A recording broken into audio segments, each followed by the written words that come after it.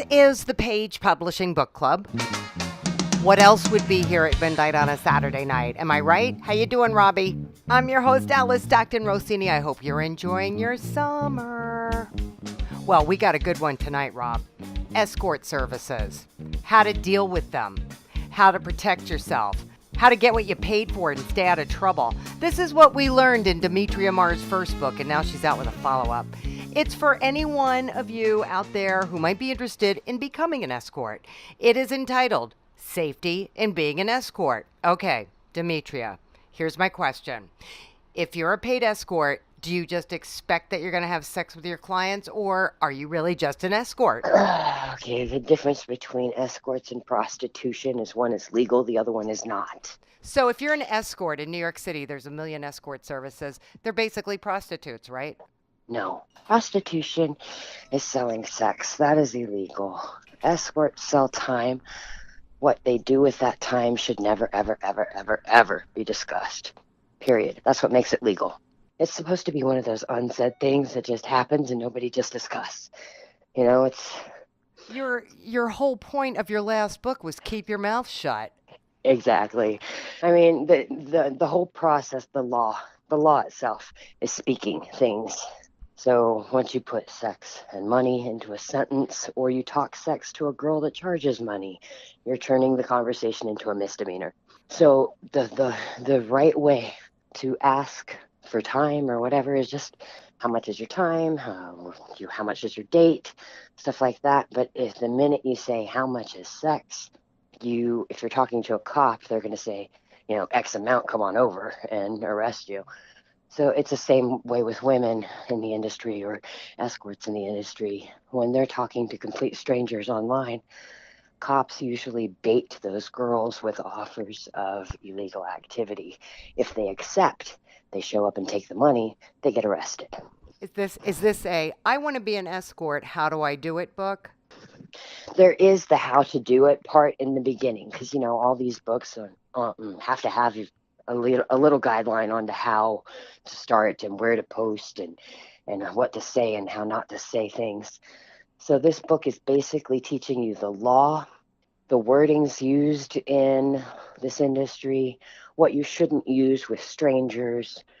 Once you get to know somebody and they're okay and everything's good and you are friends, you're friends, period. They can't say shit about that anymore. You're friends. You've known them however long. But if you're a stranger talking to a stranger, you really have to watch what you say and what they say and the back and forth of the conversation, because cops will bait you into saying the wrong thing or what you offer, which is how they get busted. So it's all about the interaction between the two people that haven't met yet. Should I join an escort service that's already established? Is a little safer. However, the first time I got busted was with an agency. Some agencies do background checks on people or at least verify references and stuff like that. Other agencies just get a phone number and an address and transfer the information to you, and you do everything else.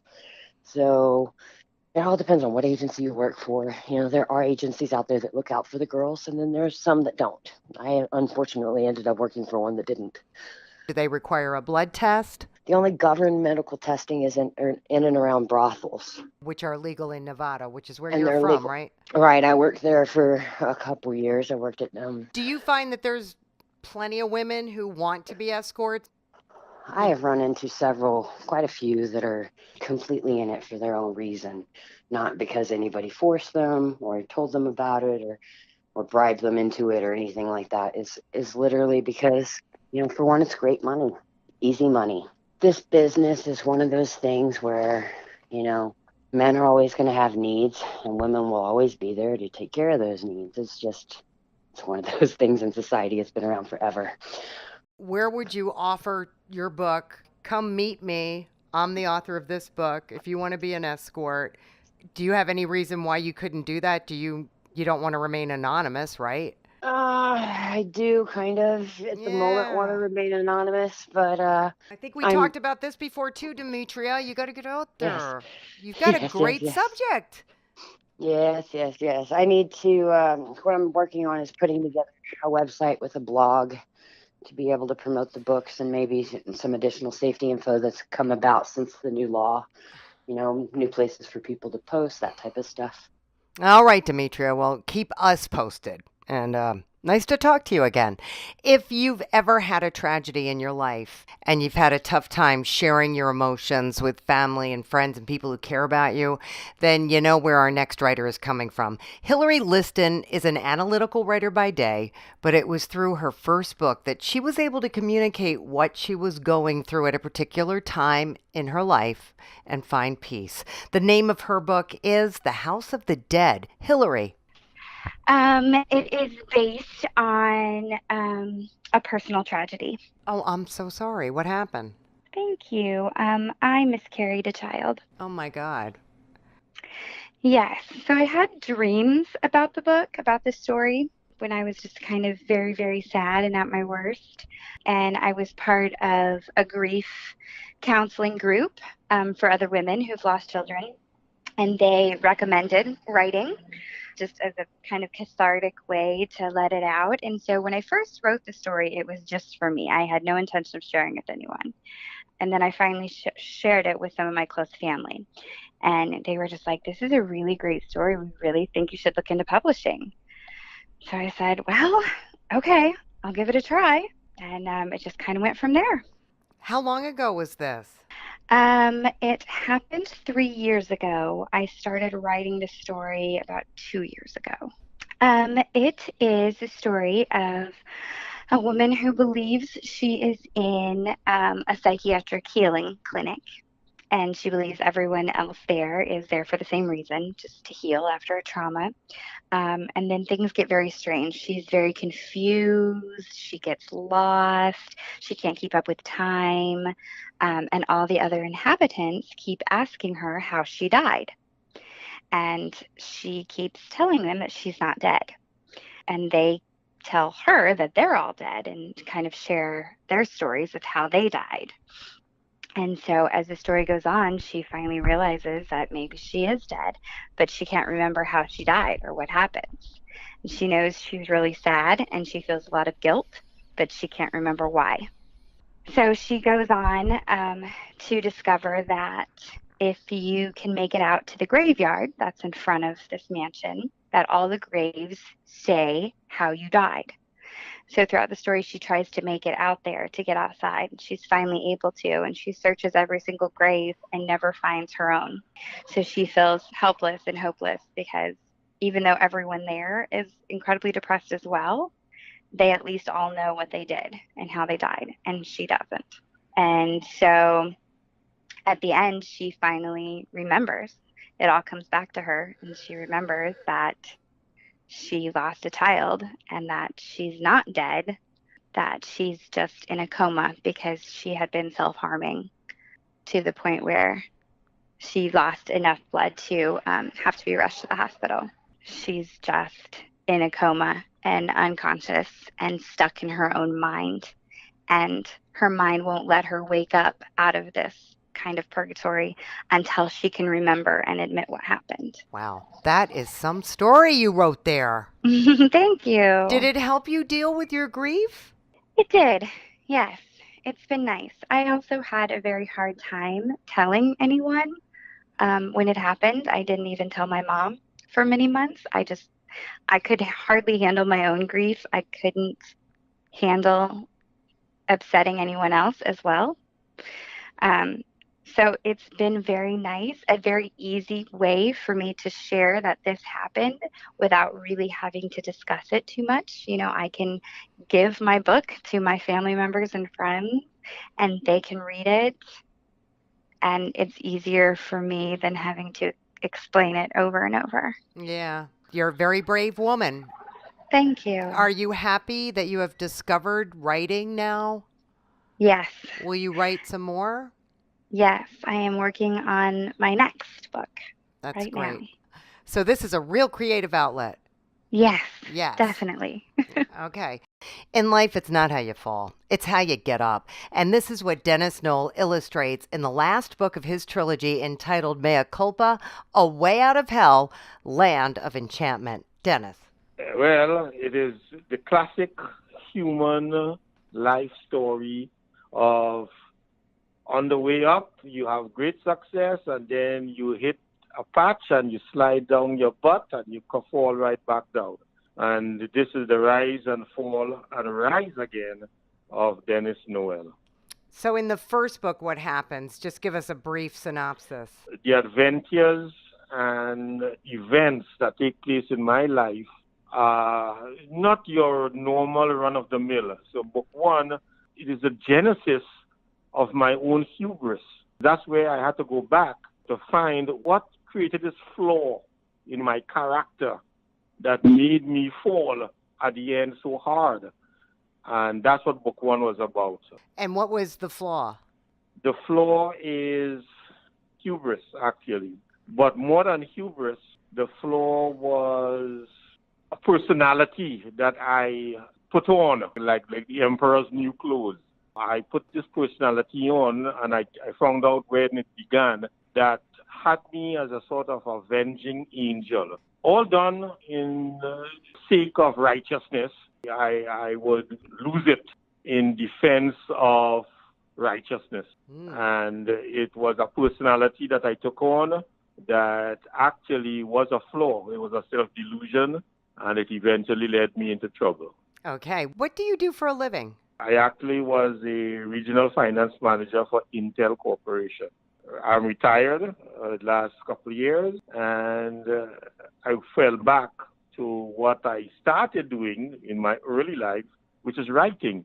I began as a writer in my teens. I left that to pursue the lucrative fields of finance and found myself after my fall searching back to my roots and going back to my writing to discover who I am and putting the pieces back together. That's what I'm doing at this moment in my life. Good for you. Now, Trinidad is called Land of the Hummingbird. That's book one. I went into New Mexico at the age of 28, and I'm still there. I'm now 64. Okay. And New Mexico, like all states, have a name, have a little secondary name. Oh. New Mexico's name is Land of Enchantment. Right. I don't want to reveal too much because I want the reader to find out. But my life has been pretty much a heaven-made success story. It has been great, but also the good times, as I said, this fatal character flaw of hubris, of believing myself to be chosen by God to protect his scripture, I became an avenging angel. And violence raised its head a few times in my life, and that anger and violence actually led to my downfall and to the loss of my family, my wife, my children, my honor. I went to prison. I spent 5.5 years in prison. For what? That's the fall.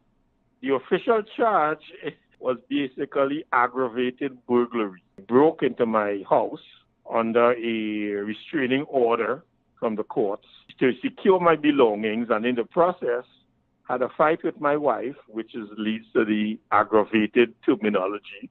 And when I found myself in prison, and this is the key to the whole book, that whole series, God again showed up. He did not desert me when I found myself in prison, all because he has always been there. I just took it too far.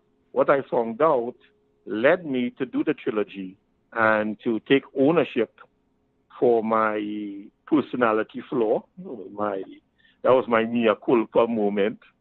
And I was also shown that was the first step on the way out of hell, taking that responsibility. Dennis, thank you so much for sharing that with us. Something to think about while we take a very, very, very short break. Come back, won't you? Rob is coming back. You should come back too. This is the Page Publishing Book Club. Attention all authors. Page Publishing is looking for authors. Have you written a book and want to get it published?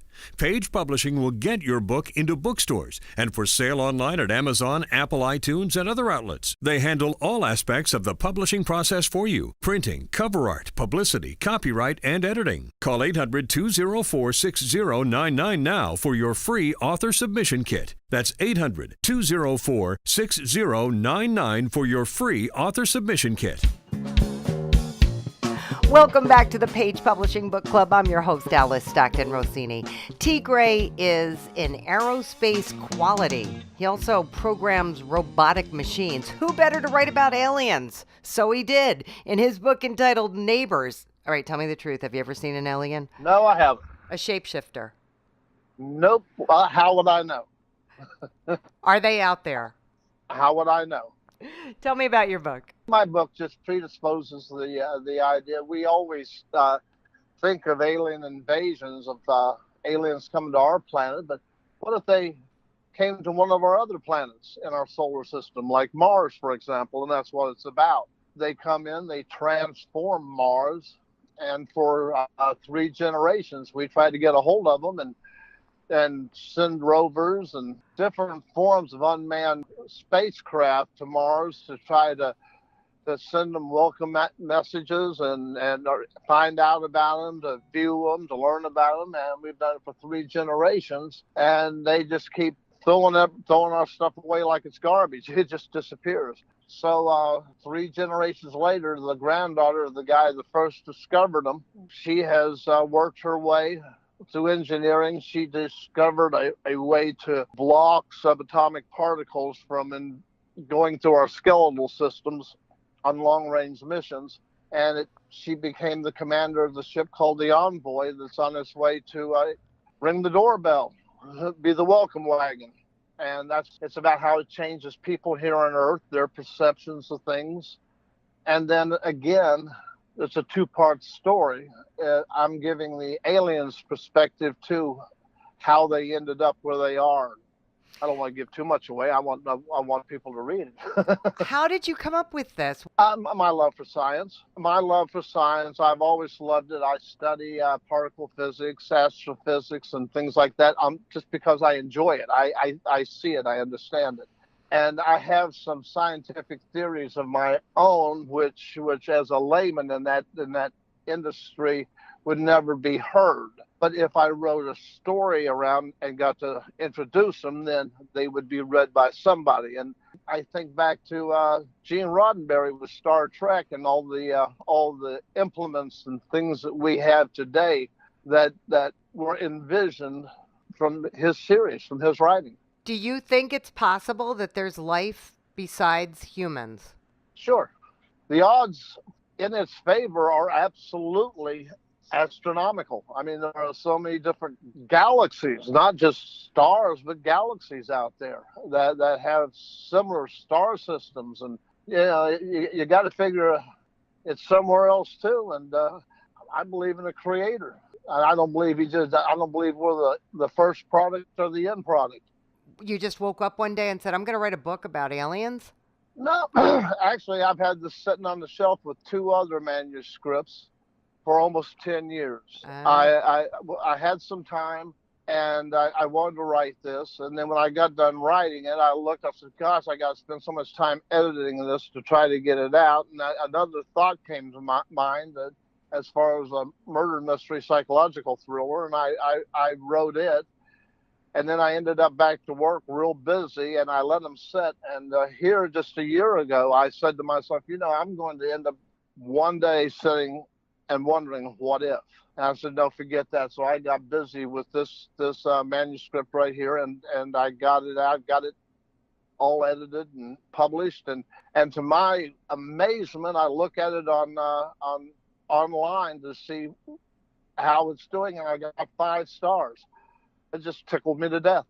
And then I'm always open to, if I find there's a big interest in this, I can turn this into a much larger book and do a sequel on Neighbors. Well, why not, T. Gray? Go for it. Very interesting stuff, thank you.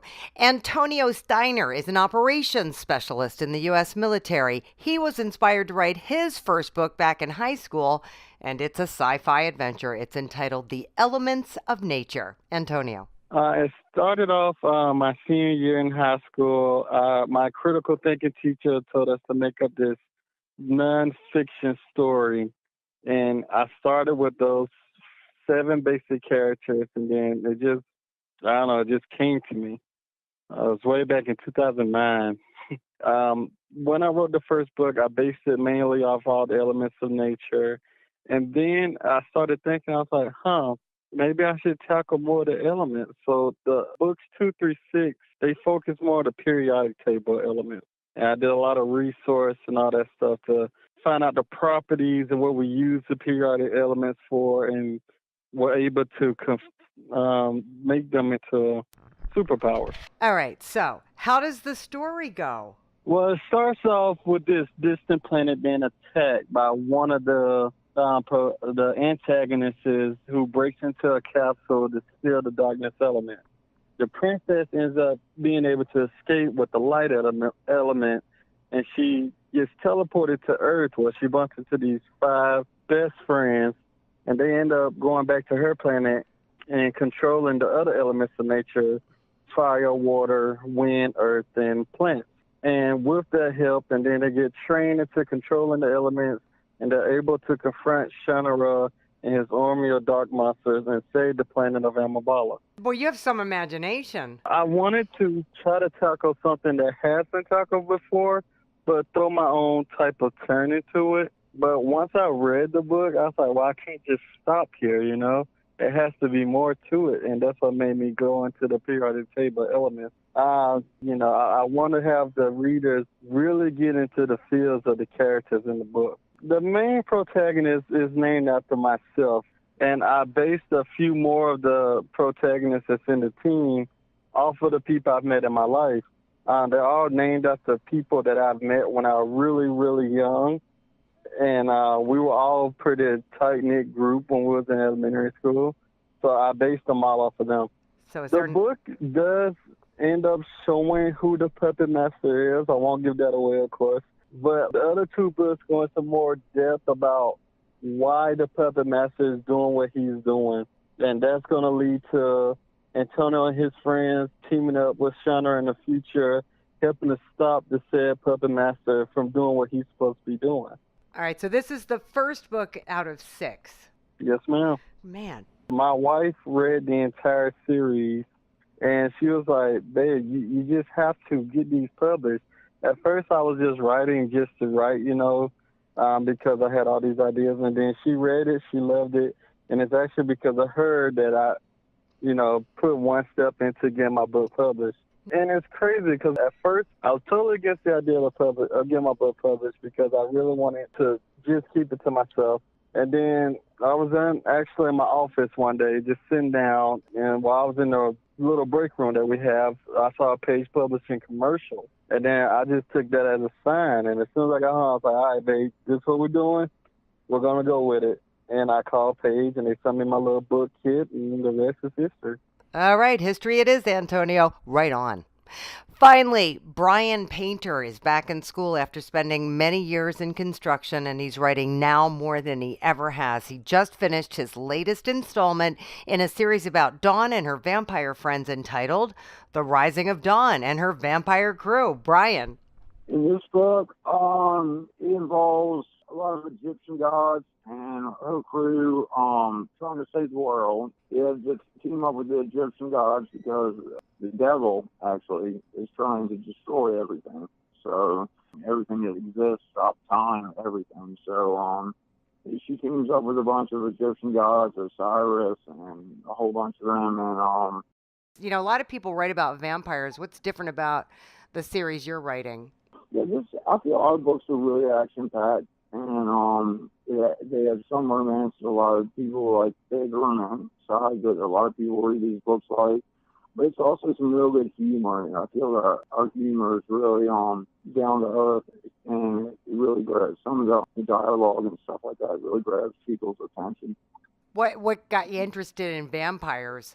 I think when I was younger, I just started I read a book about them, and I've just kind of always been interested in them. just been one of my things like that, and sharks for some reason I just interested in. All right, so Dawn is a centuries-old vampire who puts together a crew to help her with the missions that she's sent on by these higher beings. Right. And in this book, she goes on several missions to... Where does she go?